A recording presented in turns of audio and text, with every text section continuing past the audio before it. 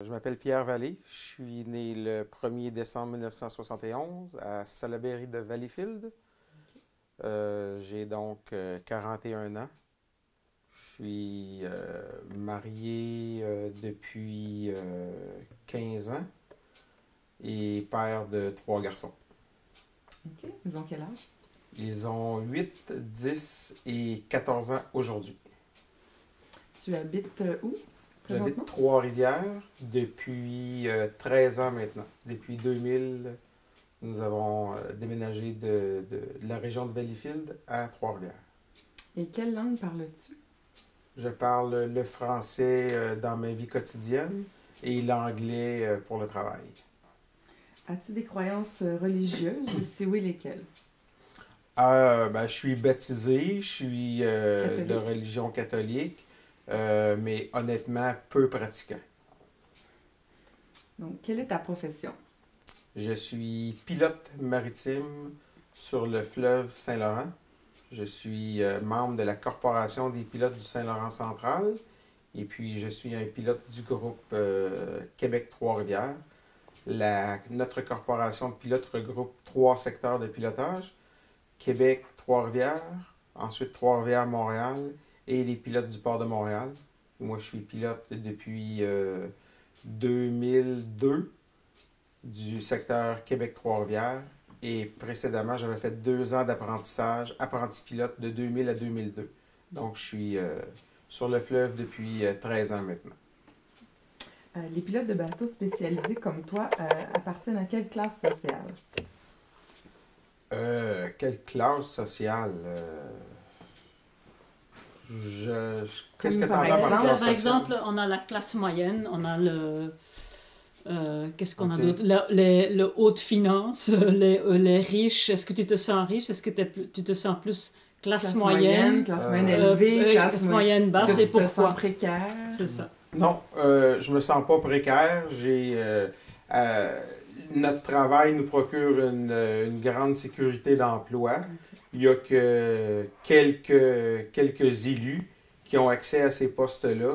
Et je me considère faire partie de l'élite de ma profession. Il y a seulement 50 pilotes qui sont certifiés par le ministère des Transports pour faire transiter tous les bateaux commerciaux entre Québec et Trois-Rivières. Puis Ok. je fais partie de OK. ces 50-là. On a, je trouve qu'on a rarement, on est gêné de dire qu'on est bon des fois, mais je pense que les pilotes ont atteint un degré d'expertise qui fait qu'on fait partie de l'élite. Au niveau de la classe sociale, je dirais aisée, supérieure. OK. Pas riche, mais Oui. plus que la classe moyenne, disons. OK. Qu'est-ce que tu sais de tes ancêtres? En réalité, très peu de choses. J'ai rarement manifesté l'intérêt. Évidemment, je sais que mes ancêtres là, viennent de l'Europe, de la France, je crois de la Normandie, mais je me suis jamais intéressé plus qu'il faut.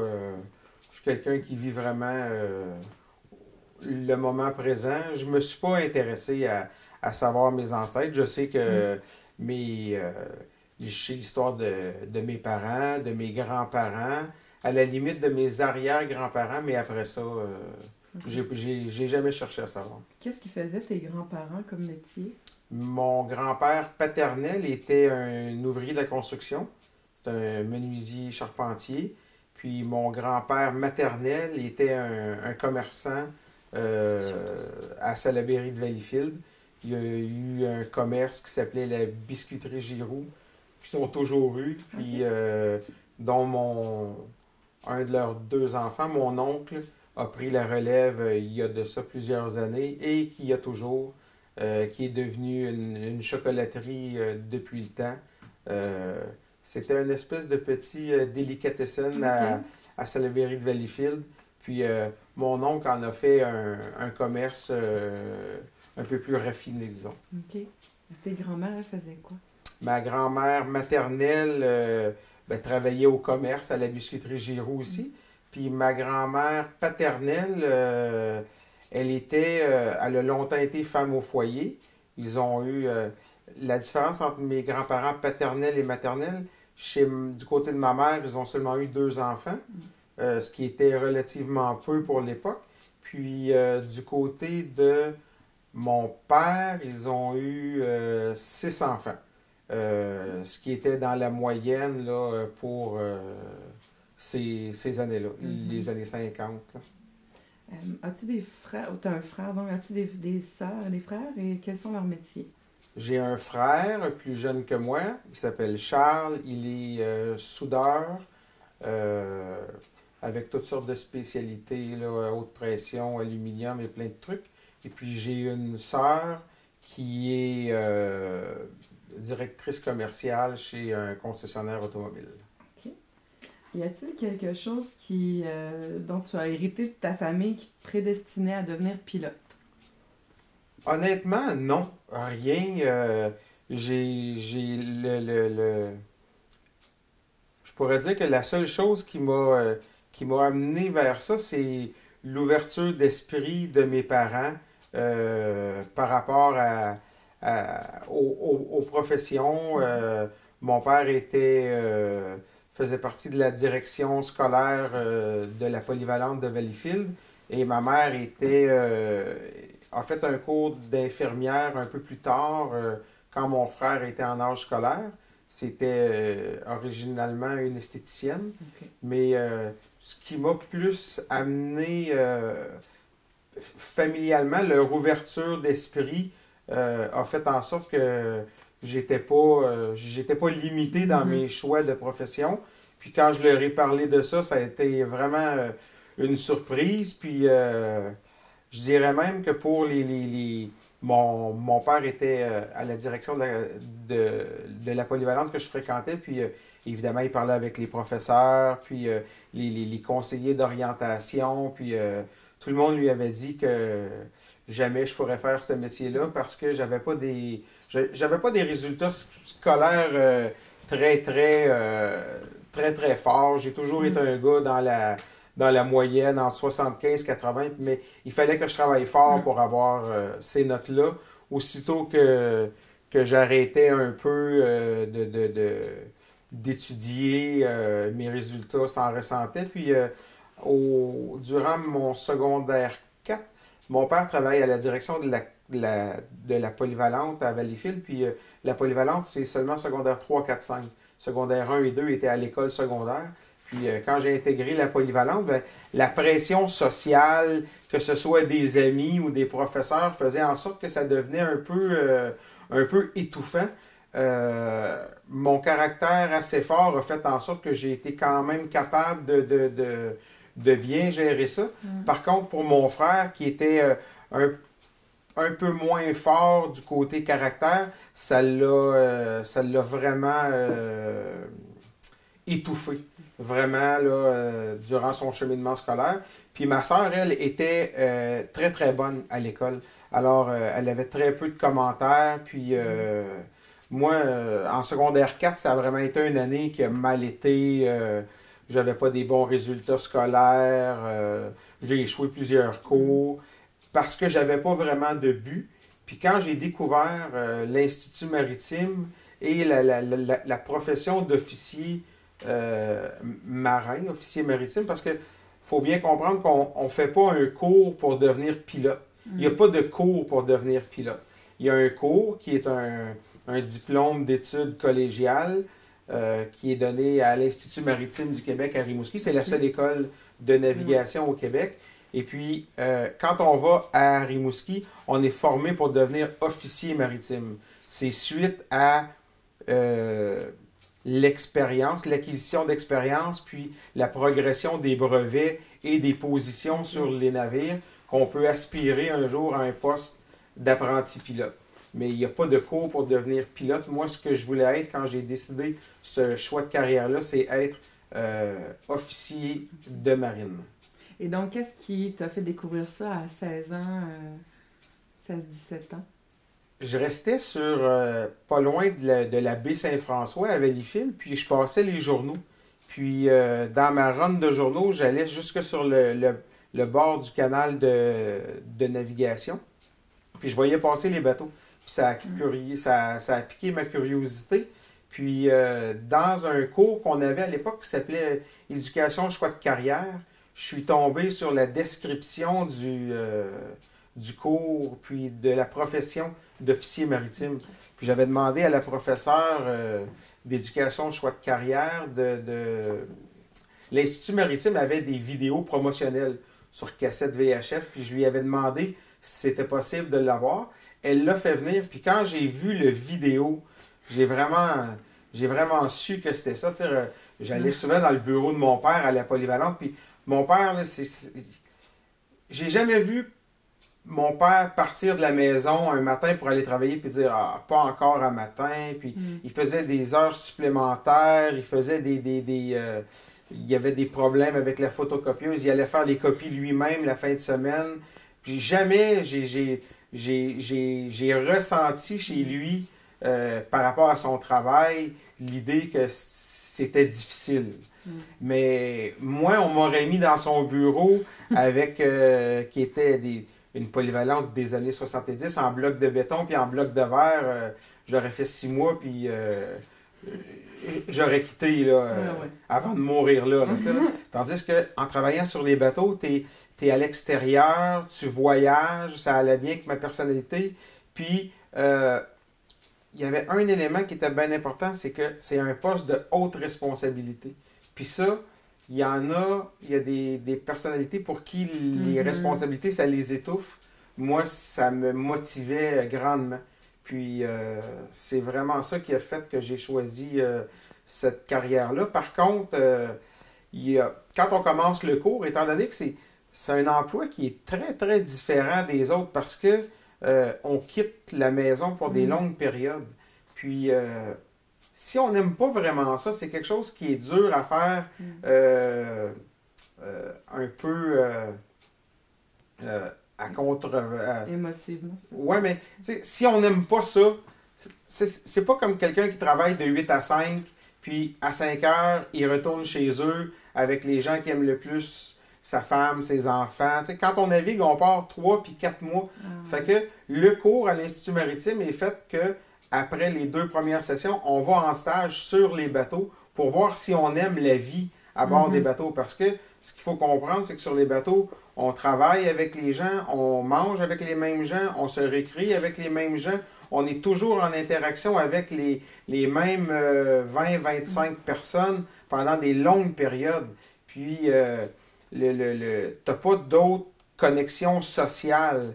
Aujourd'hui, c'est un petit peu moins pire pour les gens qui naviguent parce que les communications font en sorte qu'on peut avoir des communications avec la famille un peu plus via courriel, mais quand on est en pleine mer, certains bateaux n'ont pas de connexion satellite, donc c'est encore relativement coupé de la vie sociale. Mais quand moi je naviguais, ça fait déjà 15 ans que j'ai arrêté de naviguer sur les bateaux long cours. Le seul moyen de communication, c'était le téléphone satellite, et puis ça coûtait 10$ la minute. Alors, je me rappelle très bien d'un 1er janvier où j'ai discuté avec ma femme au téléphone, et c'est elle, me faisant une surprise, qui m'a téléphoné sur le bateau. On était à l'ancre au large de Beyrouth, au Liban, puis les 31 minutes de téléphone ont coûté 780 quelques dollars, puis évidemment, après 10-15 minutes à dire je m'ennuie, je t'aime, je me rappelais qu'on parlait du matelas qu'on était pour s'acheter. On l'a payé 2 fois juste en parlant du fameux matelas. Avant de poursuivre sur ton cheminement scolaire, je voulais qu'on parle un peu de ta famille, justement. Ta conjointe, c'est quoi son occupation? Ma femme, elle est professeure orthopédagogue. OK. Puis, tes enfants, veux-tu nous en parler un peu? Oui, alors j'ai 3 fils. Mon aîné, dont c'est l'anniversaire aujourd'hui, a 14 ans, Zachary. C'est un garçon très, très polyvalent. Il est au conservatoire de musique. Il fait partie de la comédie musicale de son école. Il fréquente le séminaire Saint-Joseph à Trois-Rivières. Il est très, très, très, très bon à l'école. Il y a une moyenne d'au-dessus de 90. Il y a dans certaines matières, il y a presque 800 dans ses bulletins. Alors, au niveau mathématiques, sciences, il retient pas mal de son père. C'était mes matières fortes à l'école. C'est un adolescent ou un début d'adolescent qui est quand même ouvert sur le monde.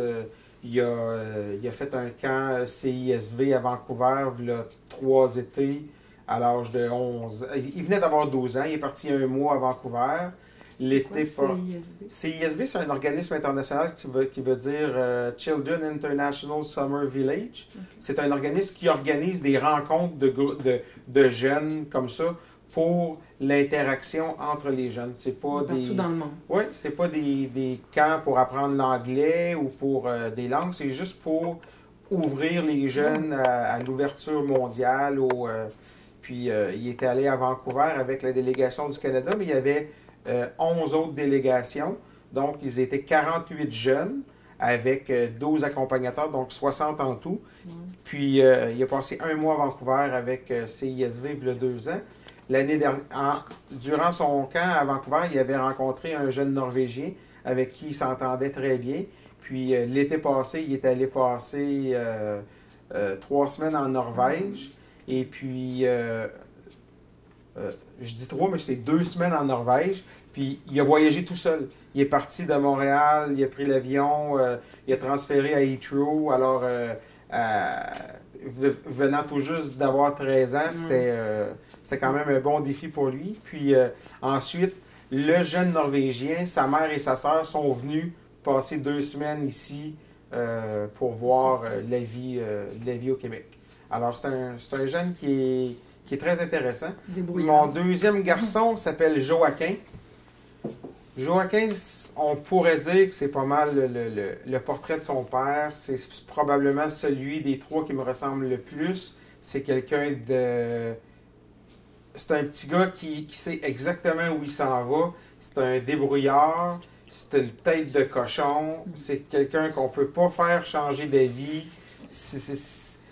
Mais c'est quelqu'un de décidé. Quand Joaquin dit « c'est correct, je vais faire ça », contrairement aux 2 autres garçons qui vont se laisser arrêter devant un obstacle, Joaquin, il n'y a rien qui l'arrête, cet enfant-là. C'est un petit téméraire.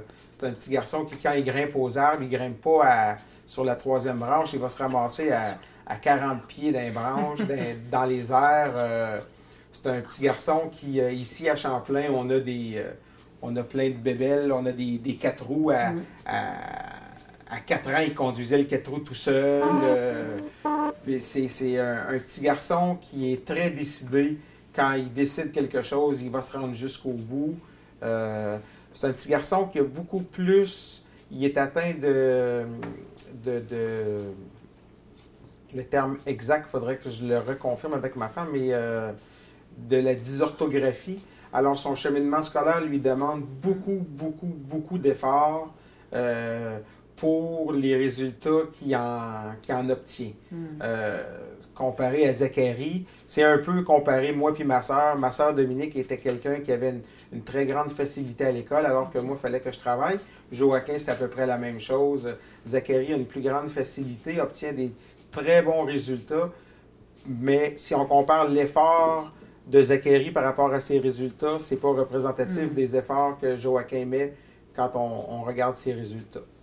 Vous avez un 3e fils. Mon 3e fils, c'est le bébé. Il s'appelle Pacifique. Pacifique, quand ma femme était enceinte, il y avait quelqu'un qui nous avait dit vous allez voir, les prénoms, ça représente très bien les enfants. Puis moi, j'avais dit c'est de la merde, ça. On choisit les prénoms avant que l'enfant vienne au monde. Je veux dire, ça peut pas coller, là, tu sais, là. Puis pourtant, oui. Zachary, on avait choisi son prénom 3 ans avant, 2 ou 3 ans avant qu'il vienne au monde. Des Zachary, aujourd'hui, il y en a un peu plus, mais dans ce temps-là, il n'y en avait pas beaucoup. Puis on cherchait un prénom, puis un soir, j'avais dit à ma femme, j'avais dit, ah, je sais comment on va l'appeler, ça commence par Z.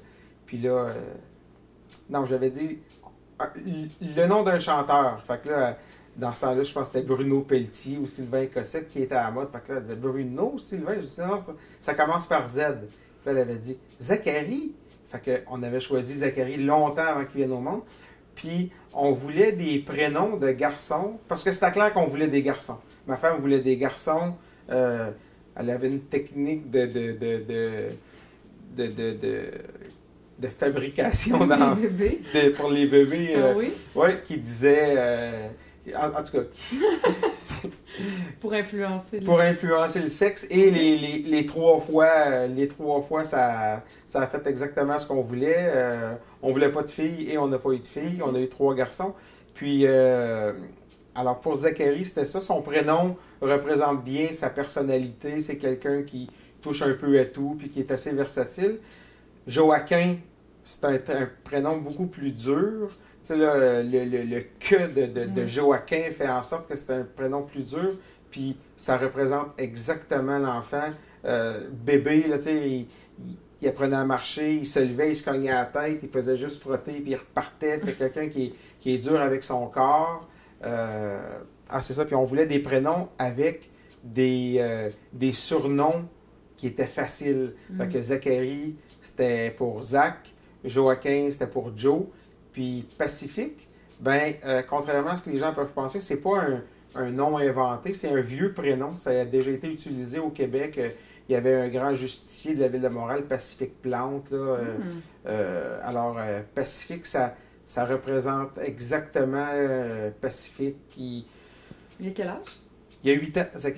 Pacifique a 8 ans. Puis jeune, tu sais, là, on n'entendait jamais ça. Ça pleurait pas, ça chicanait pas. C'est quelqu'un qui est très, très, très versatile. Il s'entend super bien avec Zachary. Quand Pacifique est avec Zachary, on les entend pas. Il s'entend très, très bien avec Joachim. Quand Joachim est avec Pacifique, on n'entend jamais ça. Pacifique, il y a des amis à la maison, il va jouer avec. Il n'y a pas d'amis, il va s'amuser tout seul. C'est vraiment un Pacifique. Lui aussi, à l'école, ça prend beaucoup d'efforts. Plus que l'aîné, disons, mais leur cheminement scolaire vont bien. Ma femme étant orthopédagogue, leur donne un bon coup de main avec leur cheminement scolaire. Ouais. Bon, Pierre, ça va super bien à l'entrevue, j'aime ça. Tu expliques tout bien. Ouais, oui, c'est fantastique, c'est vraiment beau là. Oui, oui. Bon, est-ce que tu peux juste tasser un peu vers ta gauche? Comme ça? Non, pas trop. Juste toute ta chaise, le même angle, mais c'est bon. Oui. C'est juste parce qu'il y a comme un poteau et je préfère que le poteau est comme. Tu peux encore un peu te tasser. Vas-y. Ouais. Ok, ça va être bon. Comme ça, j'ai moins l'impression qu'il y a un poteau qui sort de ton épaule. C'est juste le truc. Ah oui, ok. C'est bon. Ouais, c'est mieux. Beaucoup mieux. Pour ce plan-là. Pour l'autre, c'est moins, mais c'est pas grave.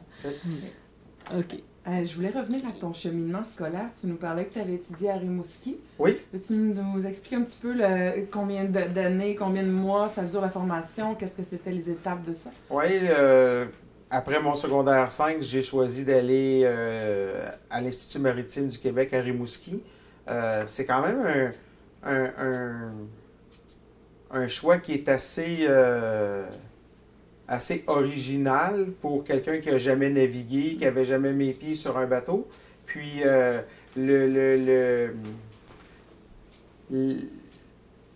l'espèce de brisure qu'il y a eu entre l'omniprésence, pas l'omniprésence, mais la présence de mes parents jusqu'à 17 ans.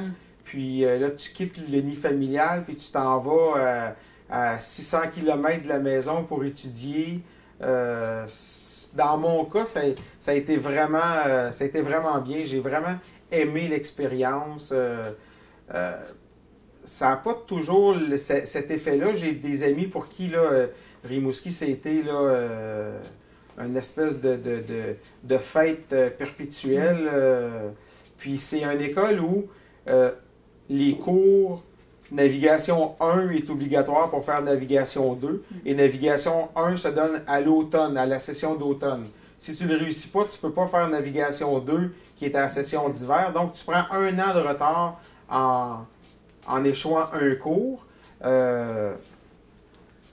Le fait de partir de la maison, du nid familial, pour moi, dans ces années-là, c'était rendu vraiment bien parce que à 16-17 ans, les relations étaient plus difficiles avec mes parents, avec ma mère surtout. Mais puis le fait que mon père était à l'école secondaire faisait en sorte qu'on était, on était vraiment checké par les profs, par les amis, puis tout ça. Pas vraiment par mon père en tant que tel, mais les professeurs, tu sais, disaient ah, Pierrot, là, si t'arrêtes pas de parler, je vais en parler à Gaston.